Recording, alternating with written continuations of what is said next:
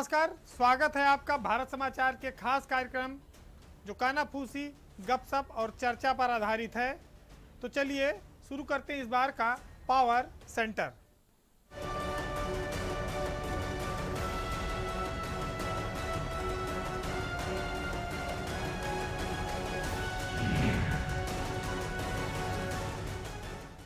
मजदूर न चलें इसके लिए ट्रेन बंद कर दी गई, बस बंद कर दी गई। फिर मजदूर चलें इसके लिए बसें चलाई गई, ट्रेनें चलाई गई। लेकिन समस्या तब पैदा हो गई जब ये बसें और ट्रेनें विपक्ष ने चलाना शुरू कर दी। ऐतराज इसी बात पर है कि हम करेंगे तुम न करो। मामला बीजेपी और कांग्रेस के बीच टकराहट का कारण बन गया। और राजस्थान बॉर्डर, दिल्ली बॉर्डर पर जब प्रियंका गांधी ने कहा कि वो 1000 बसें भेजेंगी मजदूरों के लिए, कांग्रेस अपने खर्चे पे भेजेगी, क्योंकि पहले बात आई थी कि ट्रेनों में मजदूरों से टिकट लिया गया और फिर बसों में उनसे टिकट का पैसा वसूला गया, फिर टैक्सी को लेके विवाद आया। लेकिन राजनीति ऐसी हुई कि कांग्रेस की 1000 बसों पर यह आरोप लगा कि उन्होंने स्कूटर के और 3 व्हीलर के नंबर उसमें दिए थे, किसी का फिटनेस नहीं था, किसी का बीमा नहीं था। 4 दिन ड्रामा चला और बसें वापस लौट गईं। लोग कहने लगे कि साहब बसें खड़ी रहीं और बयान चलते रहे, चिट्ठी और कागज चलते रहे। मामला यहीं तक होता तो ठीक था। कांग्रेस के प्रदेश अध्यक्ष निकल पड़े और आगरा में उनको गिरफ्तार किया गया, वहां मुकदमा लिखा और लखनऊ मुकदमा लिखा।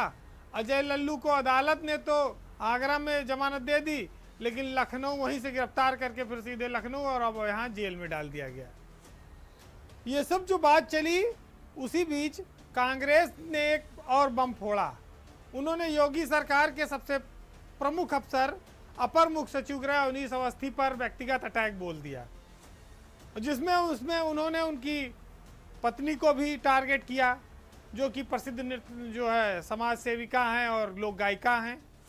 इसके जवाब में उन्होंने कई सारे ट्वीट किए और अपने परिवार के जो आज तक का इतिहास है, जो उनके चरित्र रहा है, जो साफ सुथरा काम रहा, उसके बारे में उन्होंने बताया। लेकिन ये मामला काफ़ी कांग्रेसियों की लड़ाई में उलझ गया और अवनीश अवस्थी ने अपनी मेहनत से, अपने काम से सरकार में जो जगह बनाई है, स्वाभाविक है उनके चाहने वाले तमाम सारे ऐसे होंगे जो उनसे नाराज होते हों, उनसे रंज रखते हों, तमाम बातें हैं। लेकिन इतना जरूर है कि हम सब के लिए इस देश में मजदूर भगवान की तरह है। मजदूर, गरीब, जो नौकरी पेशा है, जो हमारे भारत के शिल्पकार हैं, इन्हीं से ये हिंदुस्तान चलता है। लेकिन लड़ाई इस तरह से चल रही है राजनीतिक कि फायदा मजदूरों के बजाय राजनीतिक दलों को मिले या उनका अहम संतुष्ट हो।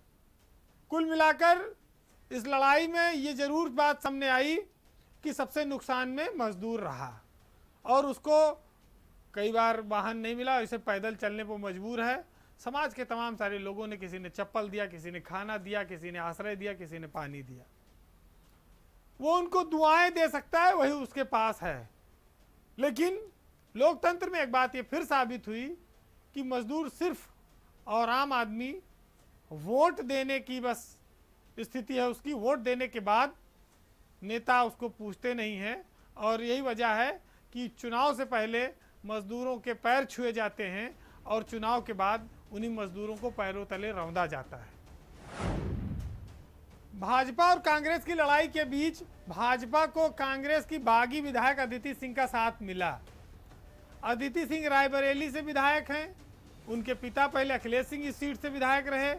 रायबरेली और अमेठी कांग्रेस का गढ़ रहा है। रायबरेली से आज भी सोनिया गांधी, जो कांग्रेस के अध्यक्ष हैं, वो सांसद हैं। उन्होंने प्रियंका गांधी पर भी हमला बोल दिया और उन्होंने कहा कि ये बस के नाम पर जो ड्रामा चल रहा है, इसमें योगी सरकार सही है, कांग्रेस गलत है और बस ये राजस्थान और पंजाब भेजें। अब तकनीकी बात यह है कि अदिति सिंह के जो पति हैं वो पंजाब कांग्रेस में विधायक हैं और यहाँ पर इन्होंने कांग्रेस के खिलाफ आवाज़ बुलंद कर दी। अदिति सिंह पहले ही पार्टी से निलंबित हैं और उनकी सदस्यता खारिज करने के लिए विधानसभा अध्यक्ष के यहाँ याचिका कांग्रेस की लंबित है। दूसरी बात यह है कि अगर अदिति सिंह कांग्रेस के टिकट पर यह जानती है कि वो चुनाव नहीं जीत सकती, जब तक उनके पिता जीवित थे तो संभव था, जो अब शायद असंभव है। इस वजह से भी शायद उन्होंने कुछ दिन पहले योगी सरकार की तरफ अपना झुकाव उनका बीजेपी की तरफ बढ़ा और उनके साथ वो खड़ी नजर आई। हो सकता है वो भविष्य में बीजेपी के टिकट पर चुनाव लड़ें, क्योंकि कांग्रेस के दम पर वो शायद अपनी जीत की संभावना न देख रही हो। लेकिन ये माना जा रहा है कि इससे वो अपने पति के लिए राजनीतिक समस्या पैदा कर सकती हैं भविष्य में। हालांकि कांग्रेस ने इस बात को बहुत ज़्यादा तवज्जो नहीं दी, लेकिन इतना जरूर है कि अदिति सिंह कांग्रेसी पृष्ठभूमि से निकली हैं। उनके पिता और वो दोनों आज, चूंकि अखिलेश सिंह जीवित नहीं है, लिहाजा उनको अपना राजनीतिक भविष्य तलाशने के लिए इस तरह की बात रखनी पड़ रही होगी। कुल मिलाकर यह है कि मामला मजदूरों और कामगारों से और जो गरीब लोगों हैं उनसे जुड़ा था। किसी की बस ले जाए, किसी का झंडा लगा हो, कोई राजनीतिक दल का व्यक्ति उन्हें सुविधा दे, इससे आम आदमी को और इस देश के लोगों को कोई फर्क नहीं पड़ता। लोग सिर्फ ये चाहते हैं कि गरीबों का कष्ट उनको नंगी आंखों से न देखने को मिले। ये कोई विभाजन की त्रासदी नहीं है। ये लोग अपने घर जाना चाहते हैं, इसी देश के रहने वाले हैं। अलग अलग प्रदेशों के चश्मे से उनको न देखा जाए। योगी सरकार में ट्रांसफर पोस्टिंग के नाम पर कई खुलासे हो चुके हैं। पहले आईपीएस में हुए, फिर आईएएस में हुए। अब ताज़ा मामला एक सरकारी अधिकारी की ठगी से जुड़ा है। परिवहन मंत्री अशोक कटारिया के नाम पर तहसीलदार धामपुर को ठगने का मामला सामने आया है। रमेश चंद्र चौहान तहसीलदार हैं धामपुर तहसील के। उनके बेटे को गैस एजेंसी दिलाने के नाम पर फ़ोन आया और कहा गया कि मैं परिवहन मंत्री अशोक कटारिया बोल रहा हूं, और इसी तरह से उनसे कहकर खाते में कभी 40,000 कभी 35,000 इस तरह से 1 लाख से ज़्यादा रकम जमा करवाई गई। ठगी का शिकार हुए तहसीलदार साहब। उन्होंने मंत्री जी से संपर्क किया, मंत्री ने इस बात को खारिज किया। अशोक कटारिया ने कहा कि इस मामले में आप खुद एफआईआर कराइए, लेकिन मामला तो हो गया। जब तहसीलदार थाने पहुंचे तो उन्होंने बताया कि उनसे जब 5 लाख और डिमांड हुई तब उनका माथा ठनका और उन्होंने मंत्री से मिलकर इस पूरे मामले में जानकारी हासिल की। लेकिन जिस व्यक्ति का नाम इस मामले में आया है जांच में अब तक, वो कहीं ना कहीं मंत्री के कभी संपर्क में था, मंत्री के आसपास वो घूमता था, और रमेश चंद्र चौहान उसके जाल में फंस गए। तो कुल मिलाकर यह भी एक बड़ा मामला है जिसमें जांच की बात बनती है। भारत देश हमेशा संघर्षों और बहुत बड़ी बड़ी जीवटता के उदाहरण से भरा पड़ा है। जब कोरोना महामारी आई, बहुत बड़ा संकट आया हुआ, पूरे देश में पलायन हो रहा है, मजदूर अपने घरों को लौट रहे हैं, काम छोड़कर लोग अपना जीवन बचाने के लिए। गांवों में भीड़ इकट्ठा हो रही है, लोगों के पास काम का साधन नहीं। तो बाराबंकी ने एक भगीरथ को जन्म दिया और उसने दिखाया कि कैसे इस देश में लहलहाती हुई फसलों को पैदा किया सकता है, गांव-गांव तक पानी पहुंचाया जा सकता है, और कैसे लोगों के चेहरों पर मुस्कान लाई जा सकती है। बात हो रही है फतेहपुर ब्लॉक में एक नदी है, कल्याणी नदी, जो पिछले 2 दशकों से विलुप्त हो गई थी, उसका अस्तित्व खत्म हो गया था। लेकिन बाराबंकी के डीएम आदर्श सिंह ने और वहाँ के डिप्टी कमिश्नर मनरेगा, इन दोनों ने मिलकर ऐसा चमत्कार दिखाया है कि 2.6 किलोमीटर दोनों पाटों के तरफ नदी का अस्तित्व फिर से लौटाया गया और आज कल्याणी नदी में पानी आ गया है। तो ये नरेंद्र देव और डॉक्टर आदर्श सिंह ने ये चमत्कार कर दिखाया है। मजदूर गांव में बैठा है, काम नहीं था। इसी बीच जब नदी समाप्त हुई धीरे धीरे, तो उसके दोनों पाटों पर लोगों ने कब्जा कर लिया और उसका अस्तित्व खत्म कर दिया। लेकिन कोरोना महामारी ने एक विचार को जन्म दिया और उस विचार में 500 मजदूरों ने महीनों मेहनत करके और मात्र 59 लाख रुपए के इस प्रोजेक्ट में यह चमत्कार कर दिखाया और कल्याणी नदी फिर से जिंदा होकर अस्तित्व में आ गई। 2.6 किलोमीटर एक तरफ, 2.6 किलोमीटर दूसरी तरफ। नदी देखने के बाद ये लगता है कि ऐसे समाज को और भगीरथों की जरूरत है, क्योंकि जब जीने के लिए सिर्फ खाने की स्थिति हो, जब हमारे पास खर्च करने के लिए ज़्यादा ज़रूरत ना हो, ना हमें ज़्यादा चीज़ों की, ना कपड़े की ज़रूरत हो, ना मार्केटिंग की ज़रूरत हो, ना होटल की ज़रूरत हो, अपने जीवन को चलाने की भर ज़रूरत हो, और उसके लिए अगर सरकार मिनिमम वेज भी, मिनिमम काम भी उपलब्ध कराए, तो मनरेगा के तहत ये चमत्कार हुआ है। 500 मजदूरों को इसमें रोजगार दिया गया प्रतिदिन, और करीब 29,000 श्रम दिवस इसमें निकाले गए। तो ऐसी महामारी के बीच गांव का इस कायाकल्प ने एक उदाहरण पेश किया है उत्तर प्रदेश के 75 अन्य जिलों के लिए भी, कि कोई डीएम अगर चाहे तो किसी तालाब का, किसी नदी का, किसी पोखरे का जीर्णोद्धार करा सकता है और इतिहास में अपना नाम दर्ज करा सकता है। हम किसी के घर में दिया तो नहीं जला सकते, लेकिन इतना ज़रूर है कि उसके खाने की व्यवस्था करके, उसके काम की व्यवस्था करके उसके परिवार को जिंदा रखने में मदद कर सकते हैं।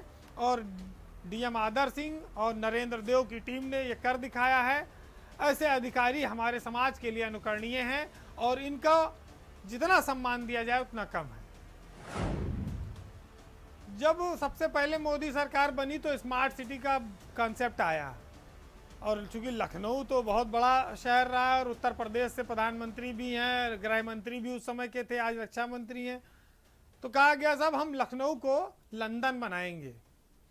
लखनऊ भी 7 स्टार और दुनिया के तमाम देशों शहरों से मुकाबला करेगा और सारी सुविधाओं से लैस होगा। लेकिन अब कूड़ा वाली रेटिंग आई है, उसमें भी लखनऊ फेल साबित हुआ है।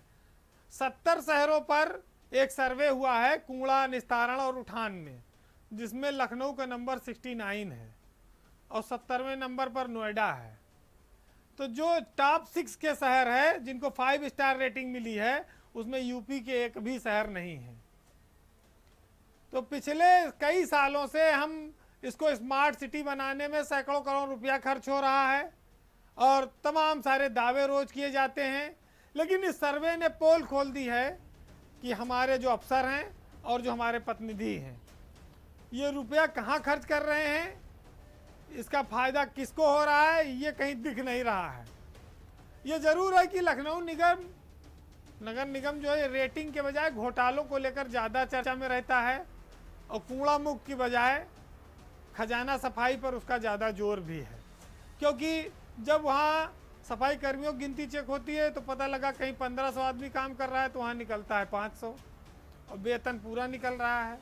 6,500 के करीब सफाई कर्मी लखनऊ में हैं, और लखनऊ 70 शहरों में 69 नंबर पर है।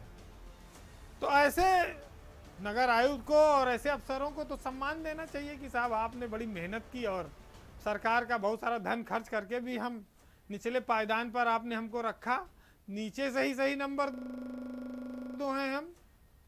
तो ये दुर्भाग्य कहिए या सौभाग्य, लेकिन जो डंका पीटा जा रहा है उसमें तमाम सारे ढोल में छेद हैं, पोल है, और इस पोल को कैसे ढका जाएगा, किन किन अफसरों की जिम्मेदारी फिक्स होनी चाहिए, ये तो सरकार देखे, क्योंकि जनता ने उनको चुना है और उनको जिम्मेदारी दी है कि वो योग्य अफसरों से लखनऊ शहर की तस्वीर बदले। लखनऊ में मुख्यमंत्री से लेके सारे प्रमुख सचिव और देश के तमाम सारे नेता और मंत्री रहते हैं। अगर लखनऊ कूड़ा नहीं उठा पा रहा है तो कम से कम सरकार ऐसे अफसरों को ही यहाँ से रुखसत कर दे, तो कम से कम उसकी छवि तो बची रहेगी। कोरोना जैसी महामारी में सरकार के तमाम जो राहत कार्य चल रहे हैं, खाद्यान्न से लेके और लोगों को खाते में पैसा देने के, इसके अलावा मजदूरों की जो समस्याएं हैं, तमाम सारी बातों पर सरकार की आलोचना भी होती है। लेकिन इस महामारी ने एक चीज़ की ओर और ध्यान दिलाया है। योगी आदित्यनाथ उत्तर प्रदेश के 42वें मुख्यमंत्री हैं, और जब वो मुख्यमंत्री बने थे तो उनके पास कोई प्रशासनिक अनुभव नहीं था, वो सीधे मुख्यमंत्री बने थे। वो सांसद थे लेकिन कभी मिनिस्टर या केंद्र में या यूपी में नहीं रहे। लेकिन मुख्यमंत्री बनने के बाद से और पिछले 3 सालों में हम पलट कर देखें तो उनका नाम अब बीजेपी में काफ़ी ऊपर आ चुका है। वो एक ब्रांड बन गए हैं बीजेपी के, और इस ब्रांड में उनकी सरकार का भी बहुत बड़ा योगदान है और मुख्यमंत्री का पद जो है ही है। योगी ने इस ब्रांड में जो उनकी इस भूमिका को चार चांद लगा रहे हैं, उसमें आज एक टीम 11 भी है। टीम 11 में वो आईएएस अफसर हैं जिन्होंने योगी के इस ब्रांड को चमकाने में और उनको बीजेपी में इतनी सीट्स पर ले जाने में और उनकी सरकार चलाने की महारत में चार चांद लगाया है। टीम 11 के 8 अफसर ऐसे हैं जो इंजीनियर हैं। महत्वपूर्ण बात यही है। और ये इंजीनियर आठों एक शिल्पकार हैं जो सरकार के लिए सारी योजनाओं का खाका खींचते हैं, उनको ज़मीन पर अमल में लाते हैं और सरकार से लेकर मुख्यमंत्री तक की छवि को चमकाते हैं। तो हम आपको बताएंगे कि ये IITian कौन है जो तकनीकी रूप से और प्रशासनिक रूप से दोनों दक्ष हैं। सबसे पहले RK तिवारी, आलोक टंडल, मुकुल सिंघल, अवनीश अवस्थी, संजीव मित्तल, देवेश कुमार, आलोक कुमार और नवनीत सहगल। ये सारे अधिकारी तकनीकी से बहुत दक्ष हैं और सबके पास 11 में से 8 के पास तो इंजीनियरिंग की डिग्री भी है। जब इंजीनियर खुद हैं तो फिर कोई बिल्डिंग बने, बांध बने, पुल बने, सड़क बने, उसको कैसे ब्रांड बनाकर चमकाया जा सकता है, इन अफसरों को बखूबी आता है। और इन अफसरों के भरोसे ही योगी सरकार सफलता की सीढ़ियां भी चढ़ रही है। चाहे एक्सप्रेसवे बनाना हो, कुंभ मेला हो, इन्वेस्टर समिट हो, डिफेंस एक्सपो हो, हर टास्क में यह टीम बहुत इंपॉर्टेंट रोल में रहती है। लोगों को लगता है कि भारत समाचार के पावर सेंटर में सिर्फ अफसरों की कमियां निकाली जाती हैं, उनकी आलोचना होती है, लेकिन नहीं। कोरोना जैसी महामारी में इन अफसरों ने जो चमत्कार किया है, कोई मास्क बना रहा है तो कोई फैक्ट्रियां खुलवा रहा है, कोई लोगों के लिए रोजगार ला रहा है, कोई विदेशों से निवेश लाने के लिए लगातार उद्योगपतियों से संपर्क कर रहा है। एक जो पॉजिटिविटी का माहौल इस टीम 11 के इन 8 अफसरों ने बनाया है, वो निश्चित ही योगी के ब्रांड इमेजिंग में बहुत बड़ा कारक साबित हो रहा है। यूपी देश का सबसे बड़ा सूबा है, कहा जाता था कि संसाधन विहीन है, यहाँ पर गरीबी है, बीमारू राज्य है, लेकिन इन अफसरों ने उस धारणा को बदला है और एक तरह से कहा जाए कि सरकार का काया पलट किया है, चमत्कार किया है। सरकार को डिलीवरी देने के लिए ऐसे अफसरों की ज़रूरत भी थी और मुख्यमंत्री ने इस चॉइस में जो ये नाम रखे हैं, आप इनको नवरत्न भी कह सकते हैं, कुछ भी संबोधित कर सकते हैं, लेकिन उत्तर प्रदेश में कोरोना से लड़ने में इस टीम ने जो भूमिका निभाई है और उत्तर प्रदेश को बनाने में भी इसी टीम की जो भूमिका होगी, वो आने वाले वक्त में जब चुनाव होंगे तो योगी के इमेज के साथ साथ बीजेपी की इमेज के लिए भी बहुत इम्पोर्टेंट होंगे। योगी आदित्यनाथ ने जब मुख्यमंत्री पद की शपथ ली थी तो उन्होंने पहले दिन कहा था कि हमारी सरकार भ्रष्टाचार मुक्त और पारदर्शी शासन देगी। उनकी कोशिश भी रही है। उन्होंने भ्रष्टाचार काफ़ी हद तक खत्म किया, कार्रवाई की, अपराधीकरण पर भी की और इनकाउंटर्स भी हुए। पिछले 3 सालों में पीछे मुड़कर देखें तो मुख्यमंत्री ने जहां भी बेईमानी पाई वहां पर कार्रवाई की, लेकिन कुछ बेईमान ऐसे हैं कि उनका दिल मानता नहीं है। पहले IPS में बात आई कि साहब पैसे लेकर आए, जिलों में SP पोस्ट होते हैं। फिर अब IAS का मामला आया कि IAS अफसरों की ट्रांसफ़र पोस्टिंग में, DM बनाने में या प्राधिकरणों में BC बनाने में पैसा चल रहा है। पिछले सप्ताह हमने आपको दिखाया था कि एक ऑडियो क्लिप वायरल हो रहा है जिसमें एक IAS की पोस्टिंग के नाम पर पैसे की बात है। अब ये क्लियरिटी हो गई है कि उसमें 15 लाख रुपए लिए गए थे और 1.25 करोड़ रुपए में वो डील हुई थी। पीयूष अग्रवाल जिस व्यक्ति का नाम आ रहा है, उसको राजनगर गाजियाबाद से गिरफ्तार कर लिया STF ने। STF की जांच के आदेश मुख्यमंत्री ने खुद दिए थे और पीयूष अग्रवाल ने ये पूरी डील 1.25 करोड़ रुपए में की थी। इसके पहले वो 15 लाख रुपया लेकर लखनऊ से गया भी था। पीयूष अग्रवाल की गिरफ्तारी तक ही ये मामला सीमित रहेगा, ठंडे बस्ते में डाल दिया जाएगा, यह मामला और आगे बढ़ेगा? क्योंकि सवाल कई सारे हैं कि पीयूष की कॉल डिटेलिंग क्यों नहीं की गई, वो किससे किससे बात करता था, कौन कौन अधिकारी उसके टच में थे। CM कार्यालय के कुछ लोगों के नाम भी आए थे, STF ने कहा वो बेदाग हैं। लेकिन ये जांच और आगे बढ़ेगी या इसको यहीं पर समाप्त कर दिया जाएगा, इसको लेकर सवाल है।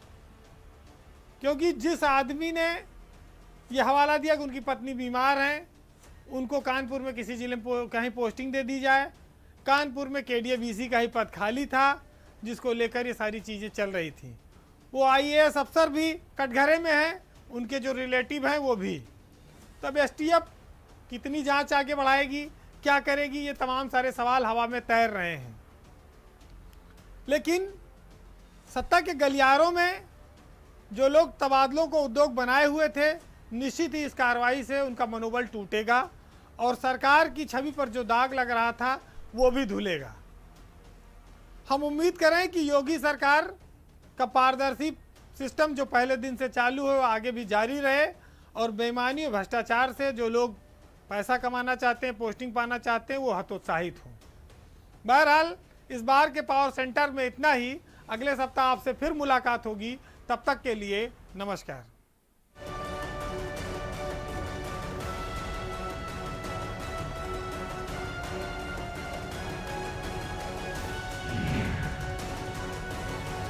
जिसने पूरी दुनिया को तड़पाया, उसके पर्दाफाश का हमने बीड़ा उठाया। कोरोना पर चीन का कच्चा चिट्ठा हम खोलेंगे, खुलकर बोलेंगे। जानलेवा वायरस वाला किलर अब बच के जाएगा किधर? कोरोना पर चीन एक्सपोज, TV9 भारतवर्ष पर हर रोज। TV9 भारतवर्ष, अब तो सब देख रहे हैं।